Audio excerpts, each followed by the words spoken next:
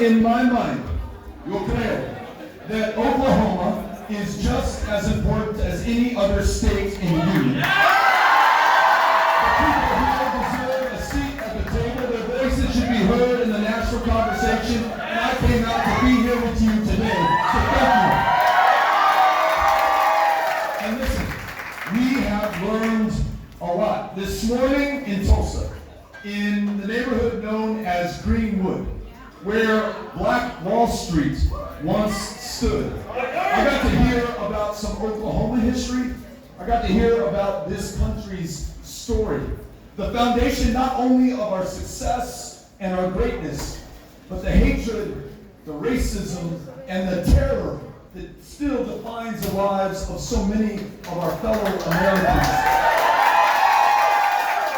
In 1921, on the eve of that extraordinary attack on human beings, on Americans, on children and women and men, Greenwood had one of the highest per capita incomes in the United States of America. It helped in a very positive and powerful way to define the state of Oklahoma and what was possible in the United States of America just decades removed from slavery, the Civil War, and the end of Reconstruction. But no matter how successful and how independent and how exemplary that community was, it was still part of a country that was defined by our original sin, by the legacy not just of slavery, but Jim Crow and segregation and suppression. And their success in Greenwood was too much for too many of those who lived around them in Tulsa. So in one 24-hour period, at least, and we don't know the full number, at least 300 people murdered and killed. Some think that the number is much higher than that, hundreds higher, maybe more than 1,000. The town burned to the ground, razed, bombed, and the memory of what had happened there, almost extinguished forever. Should you speak about what happened at Black Wall Street, you were whipped, you were punished. If you were black and you remained in Tulsa, you had to carry a green card so they could keep tabs on you, keep control on you, keep you down lest there be retribution or justice or accountability for what had happened in that community. What we learned in 1921 is no matter how great you are, no matter how independent you are still connected to the rest of this country, for better or for worse.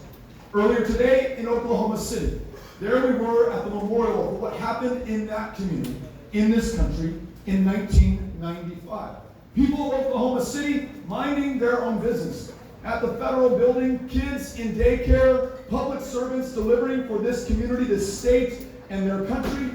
More than 168 lives lost on that day, including 19 little kiddos, infants. For what crime? But they too were part of a country still marked by racism, still dealing with white domestic and white supremacist terror in that era. So no matter how peaceful, no matter how much they were minding their own business, still connected, still caught up in that inescapable network of mutuality that Martin Luther King Jr. talked about, that single garment of destiny into which we are each tied. And on August 3rd in El Paso, Texas, my hometown, a city that is one of the safest in the United States of America, not despite, but because we are a city of immigrants and refugees and asylum seekers. A city that is 85% Mexican American, that understands that our differences are not disqualifying. They don't make us defective. They will not divide us. We must not only tolerate them and respect them, but embrace them as foundational to our success, to our strength, and yes, to our safety and our security. This beautiful, special, safe community of which I am so proud, where I was raised, where Amy and I are raising Ulysses and Molly and Henry.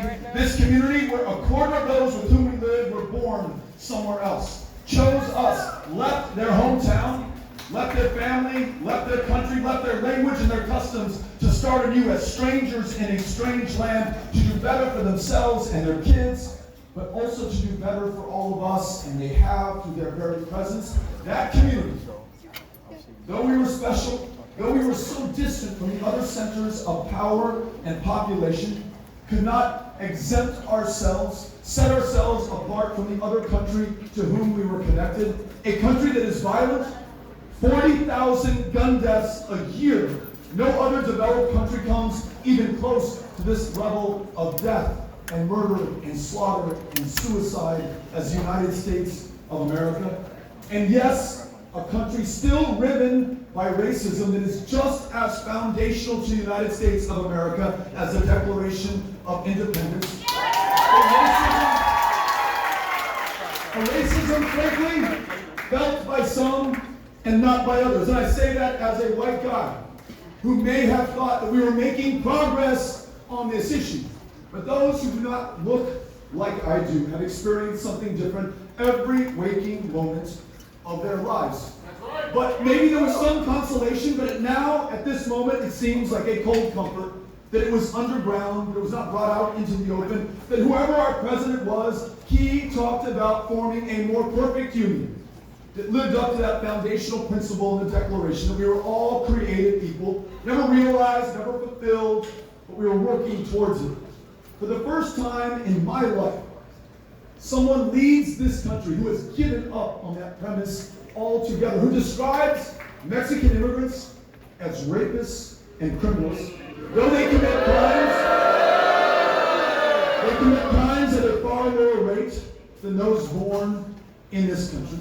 A president who thinks that one people of one religion are inherently defective or dangerous and purports to ban them from coming to the United States of America. He promised as a candidate he would stop all Muslim travel to the U.S., and as president, he tried to make that so, telling women of color who were born in this country to go back to where they came from, calling the Klan and neo-Nazis very fine people after they have been chanting, Jews, you will not replace us. And ladies and gentlemen, it does not just offend our sensibilities. It fundamentally changes who we are as a country. Hate crimes in the United States of America are up every single one of the last 3 years. Those counties that hosted a Trump rally, hate crimes up 200% from where they were before. The day he signs that Muslim ban, the mosque in Victoria, Texas is burned to the ground. He warns of invasions, infestations, calls human beings animals, predators, and killers, to make you afraid, to cause you to see them as something different, less than human. You do not get kids in cages. You do not lose the lives of 7 children in this country unless you at first attempted to dehumanize them so that we treat them as something less than human. And then in May of this year, at a rally in Florida, when he's talking about this invasion of immigrants who are coming to get us, he asks the crowd that's assembled, how do we stop these people? And someone yells out, shoot them. The crowd roars their assent. The president smiles his consent and gives the green light for someone to drive 600 miles from Allen, Texas, with an AK-47, which was engineered and designed and originally sold to the militaries of the world to kill people on a battlefield, because that's what it does better than almost any other weapon. And he shows up at a Walmart in our diverse Hispanic majority community, seeking, as he told police afterwards, to kill Mexicans. Writing in his manifesto published just moments before he went on this spree that he was going to stop the invasion of Hispanics who were taking over the state of Texas. He kills 22 people, including a 15-year-old boy named Javier from Horizon, Texas, who was about to start his sophomore year of high school. Injured dozens more in a city that loses 18 lives on average in a year. 22 in just one shooting, fueled by hatred, and we allowed him to purchase that firearm. His mother, when that AK-47 came in after he ordered it, called the police in Allen, Texas, and said, what in the hell does my son need with this weapon? He hasn't been trained in it. He's not in the military. He doesn't need it to hunt or for self-protection. And they said, ma'am, we're sorry. It's perfectly legal right now for him to do this. Nothing we can do.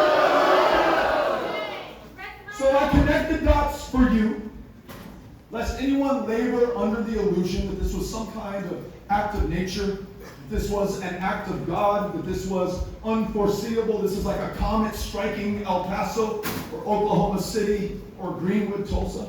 It's not. These are human-caused problems with human solutions, and it's up to the humans of this great democracy, who at the end of the day are the government, to come up with them. And I've got a few that I want to propose to you. Number one, following the lead of moms, not only will we have universal background checks and red flag laws,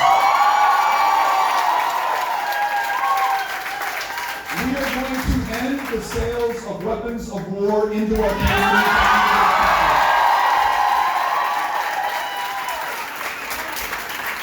We're going to follow the lead of Trump's own director of the FBI, Christopher Wray, testifying to Congress last week, said the majority of the domestic terror investigations that the FBI is conducting are of white supremacists who want to kill people based on the color of their skin in this country. Let's make that the number one law enforcement priority in the United States.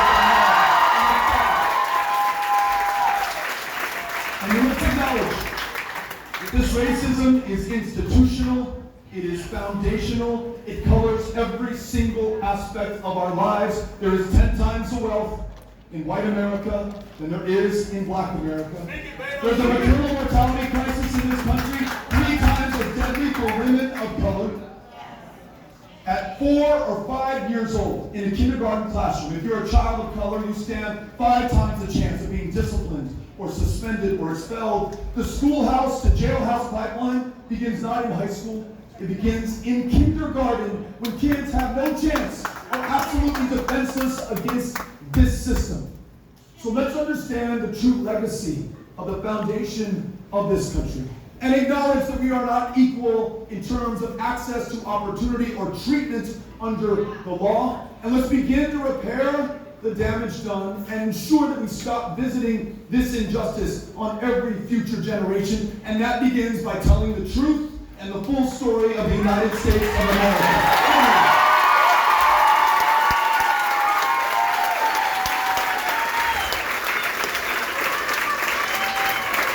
And I also want to say this. Native America, what about that?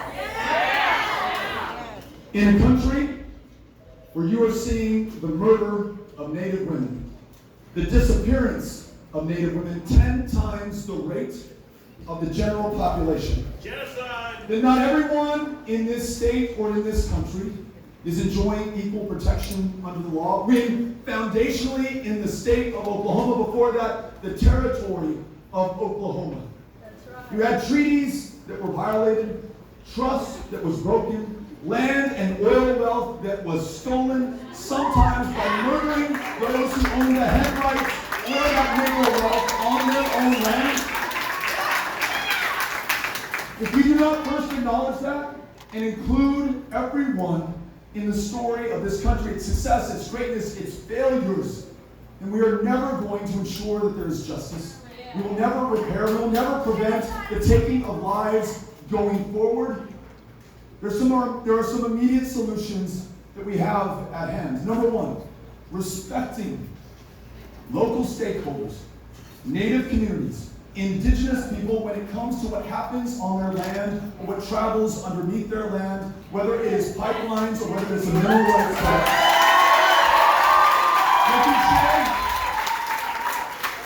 That the Office of Violence Against Women is increased in its funding by 10 times so that we prevent the murders of women and bring their murderers to justice. But if we don't address the concerns and the need for human dignity of everyone in this country, then I'm confident that we will have provided fertile ground for the kind of demagogues like Donald Trump who will channel our anger and frustration at our government's dysfunction against the most vulnerable, including immigrants, who I just visited with in Mississippi for the crime of working in a chicken processing plant. Hundreds of agents descended, some in helicopters, in Canton and Forest, Mississippi, to pull those people out of the plant, sometimes at gunpoint, to tie their wrists, to tie their ankles, sometimes to hog tie them together, to take them away from their kids and to deport some of them back to Guatemala before they ever had a chance to kiss their kids goodbye. For what crime? What threat do they pose? What violence have they perpetrated? Absolutely none. This is all of the heart. And so, what have we decided? Not only were we going to stop these attacks on immigrants, not only were we going to stop trying to dehumanize and vilify and demonize them, but we were going to lift them up by legalizing their presence here in this country. That means every single dreamer made a U.S. citizen in their true home country, the United States of America. That means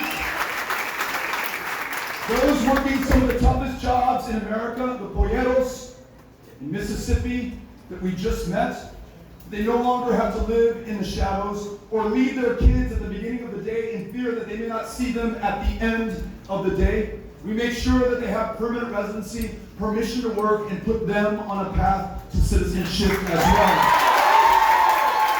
We are going to rewrite this country's immigration laws in our own image, in the image of America, a country of immigrants and asylum seekers and refugees.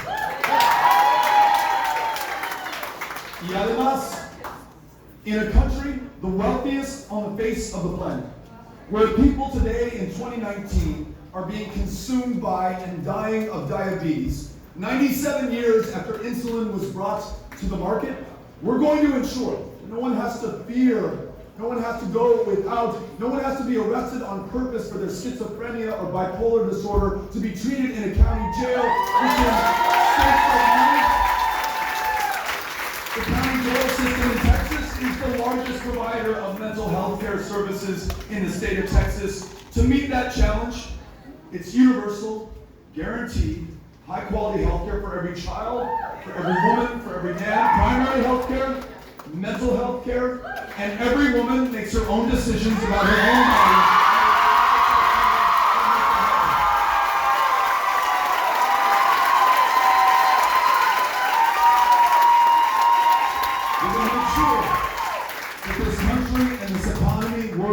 For everyone. No more $2 trillion tax breaks for the wealthiest and for corporations at a time that we are $22 trillion in debt.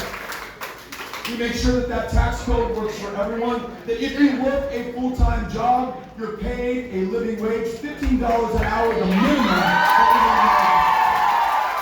And to my friends in public education, the teachers, the librarians, the counselors,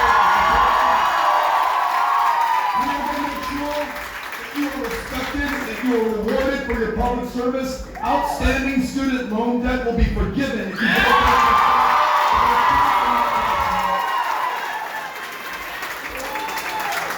Y por último, en el tema del cambio climático, the fact that the storms that we see, the flooding in Texas and Houston, I met somebody earlier from that community, those Strohs, 58 inches of rain in one storm, which is the landfall record in all of North American history for as long as we've been keeping them.